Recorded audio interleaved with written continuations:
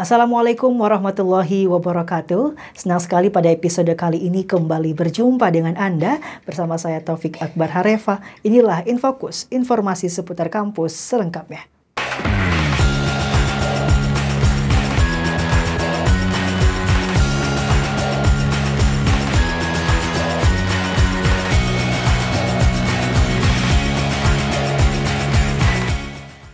Sinetron Suara Hati Istri Zahra menuai kecaman dari berbagai pihak. Tayangan ini dinilai mengandung unsur eksploitasi anak. Kementerian Pemberdayaan Perempuan dan Perlindungan Anak menegaskan bahwa hal tersebut dianggap telah melanggar hak anak. Tidak hanya saat ini, pelanggaran hak anak di industri pertelevisian sudah terjadi sejak dahulu dan terus terulang. Apa saja upaya yang dilakukan oleh Komisi Penyiaran Indonesia (KPI) agar permasalahan ini tidak terulang kembali? Tim Infokus telah melakukan reportase terkait permasalahan ini. Untuk selengkapnya Anda bisa langsung akses di Instagram @dnkTV. Kita beralih ke informasi selanjutnya, pemirsa. UIN Jakarta telah membuka seleksi penerimaan mahasiswa baru melalui sistem seleksi elektronik atau SEE pada 10 Mei sampai dengan 16 Juli 2021. Sebelum pelaksanaan berlangsung, juga akan diadakan simulasi yang akan dilaksanakan pada 24 Juli 2021 mendatang. Ujian elektronik ini dilaksanakan secara daring dengan mengakses website yang telah disediakan oleh pihak universitas. Jika tahun sebelumnya pada jalur SPMB Mandiri, ini hanya diperlukan nilai rapot saja, namun tahun ini diadakan seleksi melalui sistem elektronik. Untuk informasi selengkapnya saksikan di kanal YouTube DNKTV UIN Jakarta. Pemirsa, pemerintah Indonesia dalam Rencana Usaha Penyediaan Tenaga Listrik atau RUPTL menyediakan pembangunan pembangkit listrik tenaga uap atau PLTU baru tahun 2021 hingga 2030 mendatang. Dalam hal ini, pemerintah juga mengatakan tidak ada proyek batu bara kecuali yang sudah memasuki tahap pendanaan atau tahap konstruksi. Anda juga bisa saksikan informasi selengkapnya melalui Instagram @dnkTV.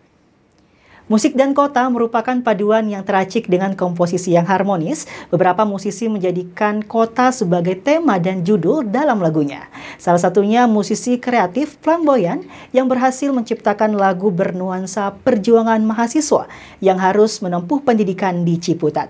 Penasaran? Berikut selengkapnya untuk Anda. Dan Bandung bagiku bukan cuma urusan wilayah belaka. Hampir setiap waktu kita dikawal musik. Suara indah yang menenangkan keriuhan jiwa yang sudah lama terusik. Membuat musik menjadi istimewa dan asik. Niscaya wajar musik beradaptasi dengan kehidupan dan di otak-atik. Karena gimana ya, kalau buat aku itu dunia tanpa musik itu kayak boring aja gitu. Bahkan dalam kehidupan kita sehari-hari itu nggak terlepas dari musik gitu loh. Perkembangan musik di industri musik dunia sudah dikenal hampir 1,5 abad silam.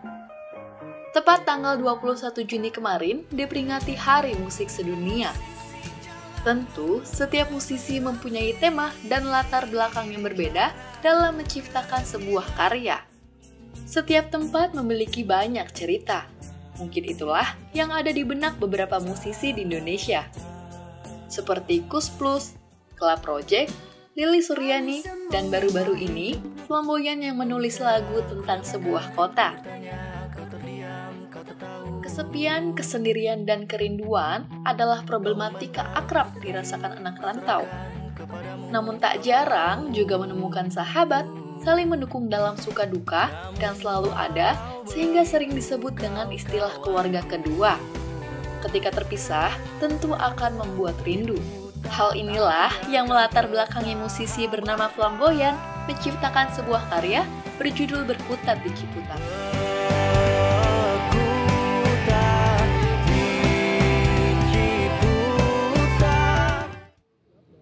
Berkutat di Ciputat itu inspirasinya dari vokalis kita sih. Vokalis kita kan lagi di Bengkulu kebetulan. Jadi karena rasa rindu sama dia, kangen ngumpul lagi, itu latar belakangnya. Nama Ciputat diambil dari dua kata. Ci yang berarti air dan Putat merupakan nama pohon. Dalam sejarahnya, penduduk kawasan Ciputat terdiri dari berbagai etnis yaitu Sunda, Betawi, Arab, juga Tionghoa. Namun di balik arti unik nama Ciputat, tentu Ciputat memiliki arti sendiri bagi masyarakatnya. Ciputat itu bagi gua perkawanan. Cukup satu kata aja. Kalau gua Ciputat itu laboratorium, tempat eksplor apapun. Posesif sih, udah kayak rumah juga. Kalau menurut gua Ciputat apa ya? Kayak tempat yang apa ya? Bisa ngeluarin apaan aja gitu yang lagi keresahan lu gitu. Itu di Ciputat kayak keluar semua gitu. Dari semua karya-karya lu mau ekspresi kayak apapun, lu mau diskusi kayak apapun, ada di Ciputat gitu. Orang-orangnya dan itu banyak pas gitu. Kalau menurut gua Ciputat itu tempat mengeluarkan kenikmatan, respon.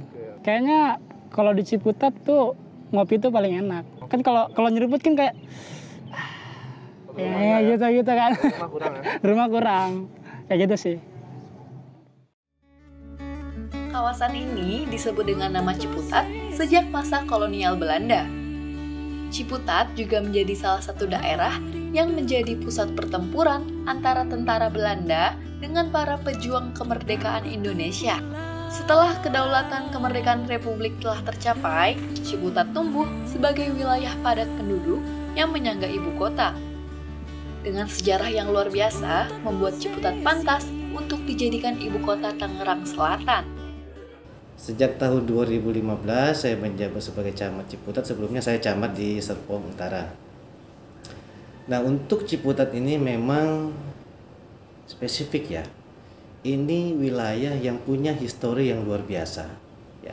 Makanya sejak awal saya menjadi camat, yang pertama yang ingin saya lakukan adalah mencari tahu sejak kapan sih mulainya Ciputat itu berdiri, atau sejak kapan sih kota Ciputat itu ada. Nah, makanya kenapa? Karena sejarahnya ini Ciputat luar biasa, makanya dijadikanlah Ciputat sebagai ibu kota Tangerang Selatan. Ciputat berada di wilayah administratif Provinsi Banten. Namun dalam sejarahnya, daerah yang terletak di antara 3 provinsi ini menjadi daerah tak bertuan karena pernah menjadi bagian dari Jakarta, Jawa Barat, dan terakhir Banten. Namun hal inilah yang unik dari Ciputat. Walaupun sudah sah menjadi bagian Provinsi Banten, namun masih sangat dekat dengan kota Jakarta. Tidak mengherankan, vibes-nya pun ikut terbawa. Ciputat ini dekat banget sama ibu kota ya. Dan hal unik yang menurut aku adalah ketika kita bisa mendapatkan vibes kita belajar itu di tempat yang ya jauh, dibilang jauh juga enggak, itu di Ciputat. Kita bisa mendapatkan vibes kita belajar itu yang tidak dikelilingi gedung-gedung pencakar langit banget, tapi kita punya pola pikir yang sama dengan orang-orang yang berada di gedung-gedung. Itu menurut aku hebat banget. Itu unik banget menurut aku. Tim Liputan melaporkan untuk DNK TV.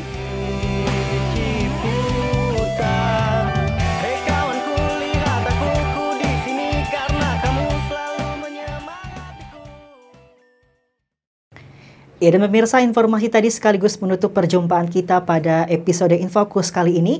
Jangan lupa untuk terus saksikan Infokus, informasi seputar kampus, melalui media sosial kami di Instagram @dnkTV dan kanal YouTube DNKTV UN Jakarta.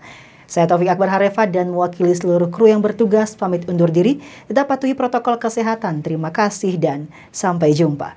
Wassalamualaikum warahmatullahi wabarakatuh.